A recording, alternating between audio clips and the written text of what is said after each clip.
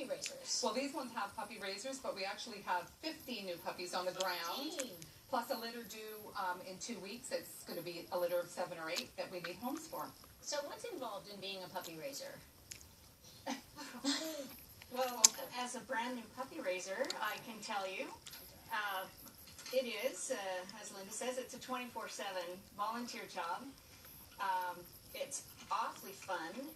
You take them out, you train them, we go to class. There's tremendous support from BC and Alberta Guide Dogs. Weekly puppy training, 24/7 access, should it be needed, to the puppy supervisors, training supervisors. And it's good, you see their progress. It's really fun. So, Susan, you signed up to do this. Is this your first time? It is my first time. What motivated you to get involved and be a puppy raiser? Great question. I actually work with BC Adaptive Snow Sports, and I have a number of colleagues and friends who use training dogs themselves, and it just makes sense. It took me a little while to come to this decision, mostly from the everyone says, oh, how can you give them up? We do, I think because that's part of the program. Right? I think that is the question that, Linda, you probably get asked the most, is yes, I'd love to do this, but after 2 years, how do I give them away? Well, we kind of explain that it's like your children going off to university or college, and they're not going, you're going to see them do something better and help somebody and change somebody's life.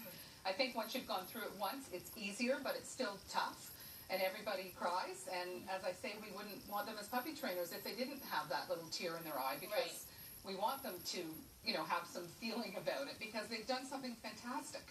Now, what is it that you look for in puppies? I notice Susan's puppy is very calm and quiet and sitting there being very good. Well, well, at this age, they're pretty goofy, and they're about to lose their teeth, so they're acting pretty silly. But generally, you want a dog that is quite confident, that has, lots of drive, because they're going to maybe be working guide dogs and need to lead the parade, as we say. But, dogs that like to be around people, these guys will all end up, they'll be fine. But this is the silly puppy stage, that you have to go through. Now, you, as a puppy raiser, you take them everywhere, right? You do. They have to get used to everything, because these dogs, what is their final job going to be? Well, they're either going to be guide dogs for visually impaired people, or they're going to be autism support dogs for young children with moderate to severe autism.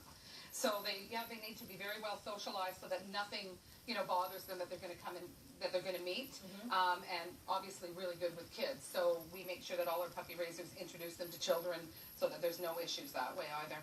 So here's a great chance, if you want to have a dog with you 24/7, you can have a dog with you 24/7. You get an excuse. You get to take them to the movies. You get to take them to a restaurant, because I'm sure the more exposure they get, the better for the dog. Oh, totally.